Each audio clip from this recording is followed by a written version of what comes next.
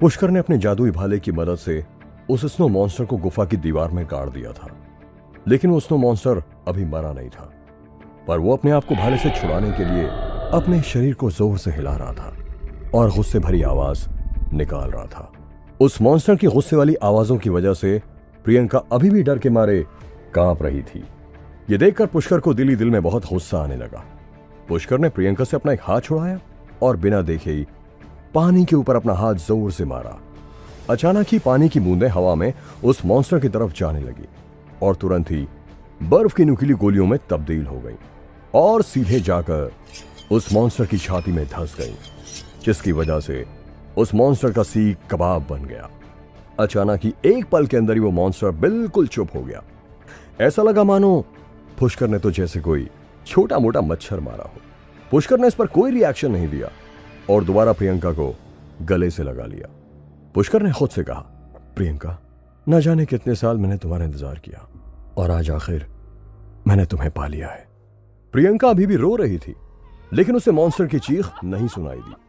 वह पलटकर एक बार उस मॉन्स्टर को देखना चाहती थी, लेकिन उसने महसूस किया कि पुष्कर ने उसे बहुत कस के गले लगाया हुआ था और वो अपने आप को छुड़ा नहीं पा रही थी। प्रियंका ने कहा, क्या वो मॉन्स्टर मर गया है? पुष्कर ने कहा, हाँ वो मर गया है, तुम चिंता मत करो। जब तक मैं तुम्हारे साथ खड़ा हूं तुम्हें कोई भी नुकसान नहीं पहुंचा सकता। मैं जानता हूं कि पिछले कुछ दिन तुम्हारे ऊपर बहुत मुश्किल से गुजरे हैं। प्रियंका का नाजुक शरीर पुष्कर के ये शब्द सुनकर कांपा, क्योंकि उसने अभी तक जितनी भी मुश्किल सही थी वो सब पुष्कर के लिए थी। प्रियंका ने गुलाबी होठों को काटते हुए पुष्कर के शरीर को सूंघा। तभी अचानक प्रियंका को एहसास हुआ कि पुष्कर भीगा हुआ था। अचानक ही प्रियंका का खूबसूरत चेहरा बिल्कुल लाल पड़ गया और वो तुरंत पुष्कर से दूर हटने की कोशिश करने लगी, लेकिन पुष्कर ने प्रियंका को इतनी जोर से पकड़ा हुआ था कि वह खुद को छुड़ा नहीं पा रही थी। प्रियंका भी पुष्कर के गले लगी रही और सोचने लगी, शायद मैं ही गलत थी जो पुष्कर को अब तक गंदा और लड़कियों का फायदा उठाने वाला समझ रही थी।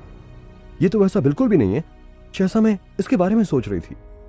अचानक ही प्रियंका को ख्याल आया और वह बोली, एक बात बताओ, तुम्हें कैसे पता चला कि मैं पिछले कई दिनों से तुम्हारे साथ हूं? तुम तो बेहोश थे ना? पुष्कर ने अपने माथे को प्रियंका के माथे से छूते हुए कहा, भले ही मैं हिलडुल नहीं सकता था और आंखें नहीं खोल सकता था, लेकिन फिर भी मुझे सब कुछ सुनाई दे रहा था और मैं सब कुछ फील कर पा रहा था। प्रियंका को यह सुनकर इतनी ज्यादा शर्म आ गई कि उसके कान गर्म होने लगे। वो बोली, मुझे तो लगा था कि तुम बेहोश होगे, क्या तुम मेरी सारी बातें सुन रहे थे? प्रियंका बहुत ही ज्यादा शर्माने लगी, क्योंकि उसने बर्फीली घाटी में पुष्कर से अपने दिल की सारी बातें और सारे सीक्रेट्स बता दिए थे। सबसे बड़ी बात तो यह थी कि प्रियंका ने पुष्कर के कपड़े निकालकर उसके नहाने में मदद की थी और कई सारी और भी एम्बैरेसिंग चीजें की थी। प्रियंका ने गुस्से से पुष्कर को धक्का दिया और अपना चेहरा दोनों हाथों से ढक लिया। प्रियंका को इस वक्त इतना गुस्सा आ रहा था कि वो दोबारा कभी पुष्कर का चेहरा नहीं देखना चाहती थी। प्रियंका बोली, तुम जाओ यहां से, मैं तुम्हें कभी नहीं देखना चाहती। प्रियंका ने पुष्कर की तरफ अपनी पीठ फेर ली और उसे अचानक रोने का मन करने लगा। प्रियंका, जो कि एक बहुत ही शर्मीली लड़की थी, उसने पुष्कर से ऐसी ऐसी बातें कही थी वो कभी खुद सोच भी नहीं सकती थी। प्रियंका सोचने लगी, अब मैं पुष्कर से नजरें कैसे मिला पाऊंगी?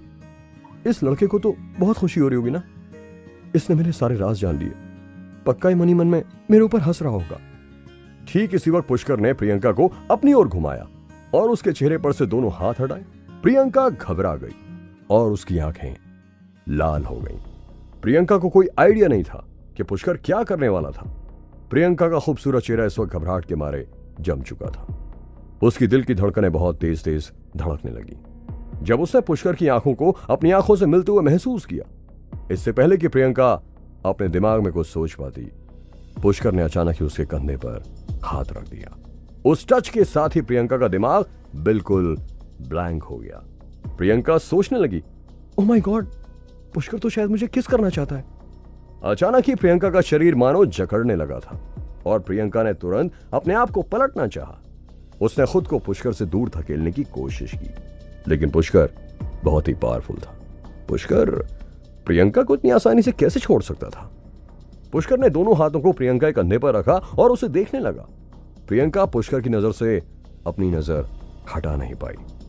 पुष्कर ने मन ही मन कहा, काश मैं तुम्हें किस कर सकता, पर अभी वो समय नहीं आया है। प्रियंका ने गहरी सांस ली और फिर रोते हुए बोली, तुम बहुत गंदे इंसान हो।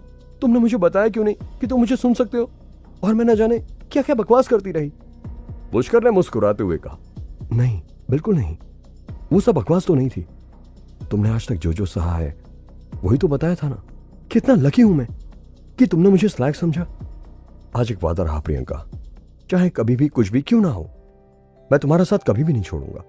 और जो भी तुमने सहा है, अब तुम्हें फिर से वो सब कुछ कभी भी नहीं सहन करना पड़ेगा। पुष्कर मुस्कुराया और उसने प्रियंका को अपने गले लगा लिया। एक दूसरे को गले लगाकर प्रियंका और पुष्कर को समय का पता ही नहीं चला। लेकिन प्रियंका को बहुत ज्यादा इमोशनल देखकर पुष्कर ने आगे कुछ भी ना कहने का फैसला लिया। पुष्कर ने नोटिस किया था कि प्रियंका उसकी बाहों में इतना कंफर्टेबल महसूस कर रही थी कि उसे नींद आने लगी। प्रियंका ने धीरे से अपने आप को पुष्कर के हाथों से छुड़ाया और नजाकत भरी आवाज में बोली, तुम बहुत ही गंदे लड़के हो।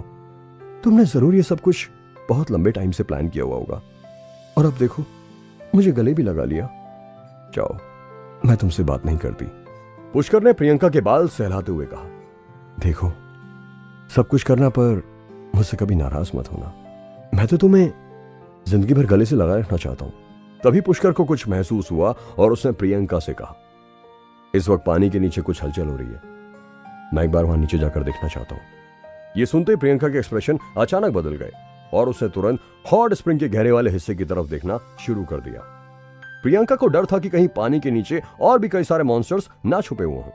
अगर पुष्कर कह देता कि उस हॉट स्प्रिंग के नीचे इस वक्त हजारों मॉन्स्टर बैठे हुए थे, तो भी शायद प्रियंका उसकी बात नहीं मानती और उल्टा उसी के साथ झगड़ा करने लग जाती। इस वक्त जब पुष्कर अपने सच्चे प्यार के साथ था, तो उसका वो गुस्से वाला और इनडिफरेंट एटीट्यूड बिल्कुल गायब हो चुका था। पुष्कर बोला, चलो एक बार नीचे चलकर देखते हैं, तुम मुझे बस कसकर पकड़ लो। प्रियंका के खूबसूरत चेहरे पर एक लाली छा गई। प्रियंका सोच रही थी, थोड़ी देर पहले जब पुष्कर ने पहली बार मुझे गले से लगाया था, तो पुष्कर केवल इनरवियर में था, जिसकी वजह से मैं काफी ऑकवर्ड फील कर रही थी। प्रियंका ने अपनी नजरें नीचे झुकाकर होंठ काटते हुए धीमे से कहा, तुम पहले अपने कपड़े पहन लो। तब जाकर पुष्कर को याद आया कि उसने अभी शरीर पर कपड़े का एक टुकड़ा ही पहना हुआ था, और इसलिए प्रियंका उसे हक करने में इतनी ज्यादा शर्मा रही थी।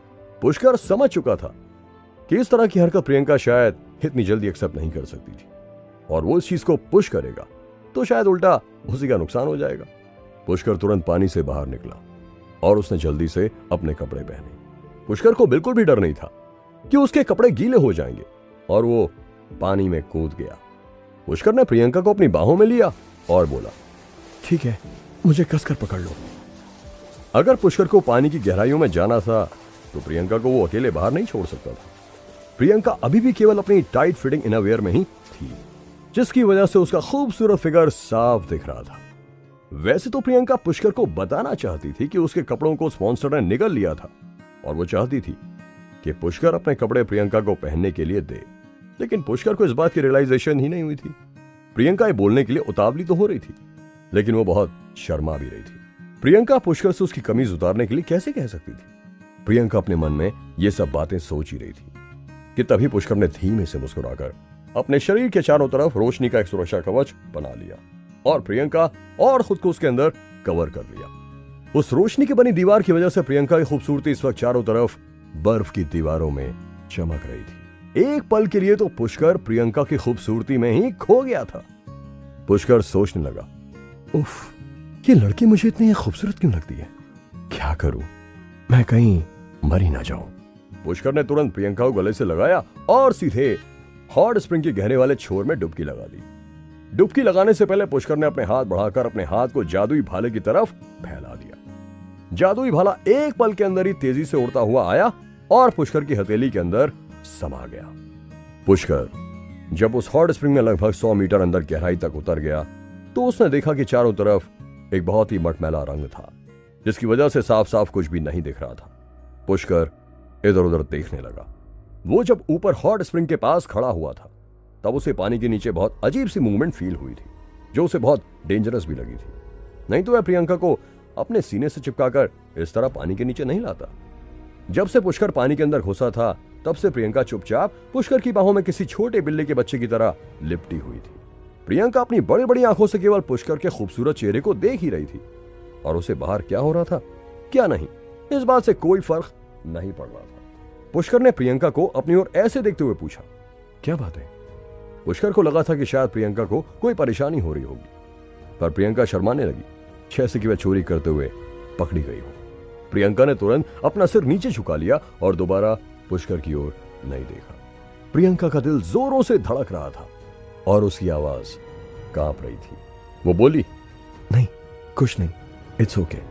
प्रियंका ने उसके बाद पुष्कर को और जोर से कसकर पकड़ लिया और वो मन ही मन में सोचने लगी, मैं मरने वाली हूं। पुष्कर ने अगर मुझे फिर से उसे घूरते हुए पकड़ लिया तो तब मैं क्या करूं? मुझे क्या करना चाहिए? अगर उसने दोबारा मुझसे यही सवाल पूछ लिया तो मैं तो बस ये कह दूंगी कि मुझे नींद आ रही थी और मैं कुछ सोच रही थी। प्रियंका पुष्कर के दोबारा सवाल पूछने का इंतजार कर ही रही थी, लेकिन पुष्कर ने कुछ नहीं कहा। इसकी वजह से प्रियंका को एक सुकून मिला। पुष्कर ने अपनी शक्तियों का इस्तेमाल करते हुए पानी के और नीचे जाने का फैसला किया और अचानक ही उसे महसूस हुआ कि वहां नीचे बहुत चौड़ी जगह थी, जैसा कि एक बहुत बड़ा सा हॉल होगा। लेकिन पूरी तरह से पानी के नीचे जाने पर पुष्कर ने नोटिस कर लिया था कि वहां पर कई सारे स्नो मॉन्स्टर्स गहरी नींद में सो रहे थे। पुष्कर गिनने लगा, 3 4 5 6। पुष्कर प्रियंका को डराना नहीं चाहता था, लेकिन ये स्नो मॉन्स्टर्स शायद प्रियंका और उसकी जान लेने के लिए किसी भी वक्त जाग सकते थे। क्या थी अंडर वाटर हॉल जैसी जगह? क्या स्नो मॉन्स्टर्स का घर है? कैसे निकलेंगे यहां से बाहर पुष्कर और प्रियंका? जानने के लिए सुनते रहिए ये एक्साइटिंग कहानी सिर्फ पॉकेट FM पर।